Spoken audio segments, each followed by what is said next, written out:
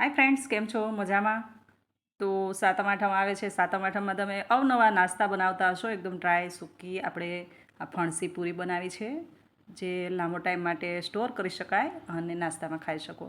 તો આપણે 1 કપ અહીંયા મેંદો લઈ લઈશું અને 4થી 5 ચમચી ભરીને આપણે ઘી એડ કરી દઈશું. સ્વાદ પ્રમાણે થોડું એવું નમક અને બરાબર આને મિક્સ કરી લઈશું. હવે આમાં ઘી છે ને મોણ બરાબર આપવાનું છે, કારણ કે આ પૂરી છે એકદમ ક્રિસ્પી બને છે અને સરસ એવી નાસ્તામાં ખાવાની મજા પડી જાય એવી આ પૂરી બનીને તૈયાર થાય છે. તો જો 1 કપ મેંદો હોય ને તો એની અંદર 4 કે 5 ચમચી ભરીને, જે ખાવાની આપણી સ્પૂન આવે છે, 4-5 ચમચી ભરીને આપણે ઘી એડ કરવાનું છે, મતલબ મોણ આપવાનું છે. જો આમાં બરાબર મોણ દેવાયું હશે તો જે પૂરી છે એકદમ ક્રિસ્પી બનશે ને એકદમ પડ બધા છૂટા છૂટા અલગ અલગ થશે. આ રીતે આપણે મોણ દેવાનું છે અને અડધો કપ આપણે પાણી જોશે, તો થોડું થોડું પાણી એડ કરી અને એકદમ નરમ આપણે આ આટો ગૂંથી લઈશું. હવે આ ટાઈમ છે ને, મતલબ આ જે લોટ છે આપણે મેંદાનો, એને થોડો એવો ભેગો જ કરીને આપણે મૂકી દઈશું, વધારે નહીં ગૂંથીશું. ત્યાર પછી થોડી 10 મિનિટ આપણે રેસ્ટ આપીને ત્યાર પછી આપણે આ આટાને પૂરી રીતે મસળી લઈશું. તો આ રીતે થોડો ભેગો થાય એટલે આને સાઈડ પર મૂકી દઈશું. જોઈ શકો છો એકદમ નરમ એવો બાંધવાનો છે ને. અહીંયા 3 ચમચી આપણે મેંદાનો લોટ લીધો છે અને 3 ચમચી સામે 6 ચમચી ભરીને આપણે ઘી જોશે. આનું એકદમ ક્રીમી બેટર બનાવવાનું છે, મતલબ જેમ જોઈએ એ રીતે તમારે ઘી એડ કરવાનું છે. તો 3 ચમચી લોટ હશે તો 6 ચમચી ઘી જોશે. તો આ રીતે આપણે આને, ઘીની જગ્યાએ તમે તેલ પણ એડ કરી શકો. મેં ઘી જ લીધેલું છે પહેલેથી, તો હું ઘી એડ કરું છું. તો આ રીતે આને છે ને એકદમ ક્રીમી બેઝમાં ફેટી લેવાનું છે, બરાબર આને ફેટવાનું છે. જો આને ફેટશો ને એટલે આ રીતે તૈયાર થશે, મતલબ એકદમ ક્રીમી બેઝ તૈયાર થઈ જશે. અને જ્યારે આ પૂરી આપણે વણી લઈશું ત્યારે ઉપરથી આને લગાવી દઈશું.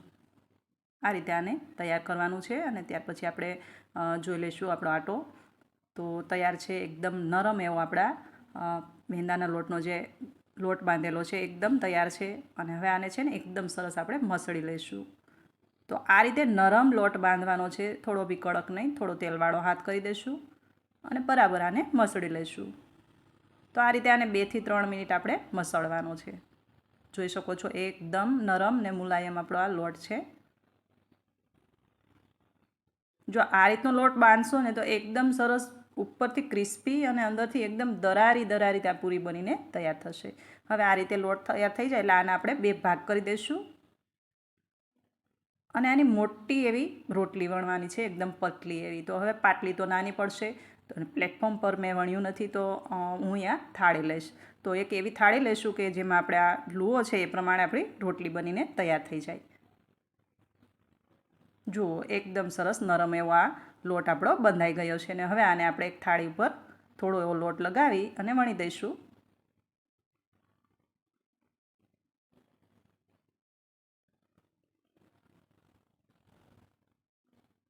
આ રીતે મોટી એવી રોટલી વણવાની છે. જો પ્લેટફોર્મ પર તમે વણવા માંગતા હોય તો એના પર પણ વણી શકો. મને એના પર નથી ફાવતું એટલા માટે મેં અહીંયા થાળી લીધેલી છે. તો આ રીતે આની મોટી એવી રોટલી બનાવી દઈશું. જે રીતે તમે લોકોએ જો ક્યારેય પાપડ હાથેથી વણ્યા હોય તો તમને ખબર હશે, એ રીતે જ આને પાપડની જેમ જ આને થાળી ફેરવતા ફેરવતા આપણે વણવાનું છે. એકદમ મોટી એવી, જેટલી મોટી થાય એટલી આ રોટલી મોટી વણી લઈશું. અને જે આપણે ક્રીમી બેઝ જે મેંદાનો લોટ અને ઘીનું જે બેટર બનાવ્યું છે એને પાછું અહીંયા ફેટી લઈશું, કારણ કે થોડી થોડી વારે છે ને ઘટ્ટું થઈ જશે. એટલા માટે જ્યારે તમારે જરૂર પડે ત્યારે એને પાછું ફેટીને એકદમ ક્રીમી બેઝ કરી દેવાનું. અને હવે આના પર આપણે લગાવી દઈશું. બ્રશ હોય તો બ્રશ, ફાવે તો બ્રશથી લગાવી શકો. હું આ રીતે હાથથી લગાવું છું. ઇવનલી એક પણ જગ્યા છૂટે નહીં એ રીતે આપણે આને લગાવી દેવાનું છે. તો બધી જગ્યા પર ઇવનલી આને આપણે લગાવી દઈશું. ત્યાર પછી થોડો એવો આપણે આ જે લોટ છે, મેંદાનો લોટ લીધેલો છે, અને એને આપણે ઉપરથી ભભરાવી દઈશું અને આનો એકદમ રોલ વાળી દઈશું. તો રોલમાં થોડી પણ જગ્યા ન રહે અને હવા ન રહે એ રીતે આને એકદમ ટાઈટ રોલ વાળવાનો છે. તો આ રીતે આપણે રોલ વાળી દઈશું. ફ્રેન્ડ્સ, એકદમ સરસ એવી આ પૂરી બનીને તૈયાર થઈ જાય છે અને લાંબો ટાઈમ માટે સ્ટોર પણ કરી શકો છો. તો સાતમ આઠમના નાસ્તા બનાવતા હોય તો એમાં પૂરીને પણ સામેલ કરી શકો. ચા સાથે ખાવાની ખૂબ જ મજા આવે છે. આ રીતે ચપ્પુ લઈ અને ચપ્પુથી આ રીતે આપણે જેટલા નાના મોટા જેવા તમારા આઈડિયા પ્રમાણે તમારે જેવા જોઈએ એવા ચકતા પાડી લઈશું. આ રીતે ટુકડા કરી અને પછી આપણે આને બિલકુલ વણવાની નથી. આ રીતે હાથમાં વચ્ચે રાખીને હથેળીના નીચલા ભાગથી આપણે એને પ્રેસ કરી દઈશું. એકદમ ફટાફટ બની જાય છે ને ખાવામાં ખૂબ જ મજા આવે છે. નાસ્તામાં તો લાંબો ટાઈમ માટે તમે આરામથી મજા લઈ શકો છો. તો જરૂરથી બનાવજો. જુઓ, આને હાથ પર મૂકી અને આ રીતે ઉપરથી થોડું હથેળીનો નીચલો ભાગ આપણે ઉપરથી થોડો એવો પ્રેસ કરી દેવાનો. આ રીતે દબાવશો એટલે સરસ એવી પૂરી આપણી તૈયાર થઈ જશે. અને જ્યારે તેલમાં પડશે ને તળાશે, આહા, એકદમ સરસ પડ એના અલગ પડી જશે. તો સરસ એવી ટૂંક સમયમાં મતલબ ફટાફટ બનીને તૈયાર થતી આ પૂરી છે. વધારે જાજી કંઈ પણ ઝંઝટ નથી. માત્ર નમક, ઘી અને આ લોટથી બની જાય છે. અને ઘીની જગ્યાએ તમે તેલનું મોણ નાખવા માંગતા હોય તો એ પણ નાખી શકો. તો થોડા જ સમયની અંદર પૂરી બનીને તૈયાર થઈ જાય છે. એક સાથે આપણે આ બધી તૈયાર કરી લઈશું અને એક સાઈડ પર આપણે તેલ પણ ગરમ મૂકી દઈશું.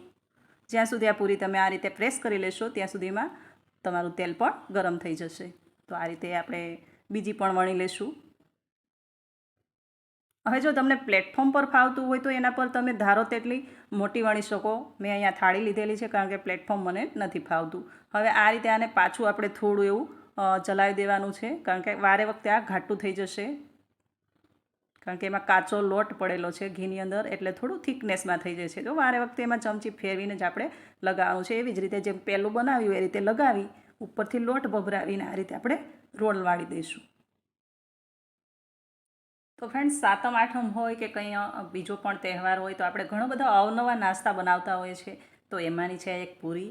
તો ઝટપટ બની જાય છે, ઓછા ઇન્ગ્રેડિયન્ટ્સમાંથી બની જાય છે અને એકદમ સરસ એવી પૂરી બને છે. નાના મોટા સૌને ભાવે છે ને સવારમાં નાસ્તા સાથે તો એકદમ મજા જ પડી જાય. તો આ રીતે આપણે બધી જ પ્રેસ કરીને બનાવી લીધી છે. તૈયાર છે આપણી આ મેંદાના લોટની પૂરી, એકદમ દરારી પડવાળી પૂરી.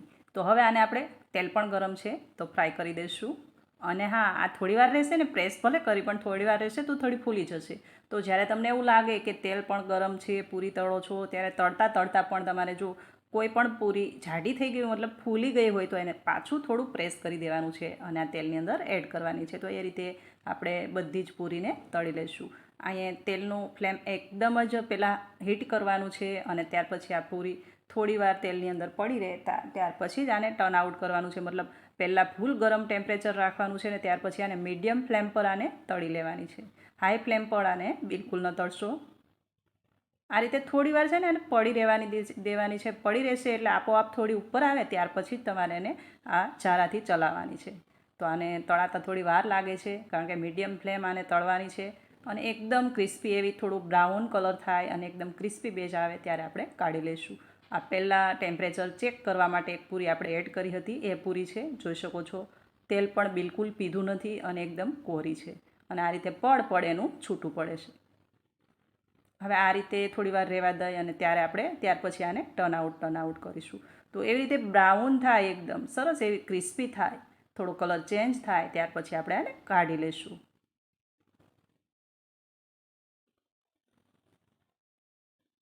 તો ફ્રેન્ડ્સ, ઓલમોસ્ટ તૈયાર છે આપણી આ એકદમ દરારી પૂરી. નાસ્તા સાથે જે ખાઈ શકો એવી અને એકદમ સરસ એવી આ પૂરી બનીને તૈયાર થાય છે. તો તમે પણ બનાવી શકો. અને જો રેસીપી ગમી હોય તો શેર કરજો. મારી ચેનલ પર નવા હોય તો ચેનલને સબસ્ક્રાઈબ કરી દેજો. પાછા મળીશું નવી રેસીપી સાથે. ત્યાં સુધી આવજો. Thank you for watching.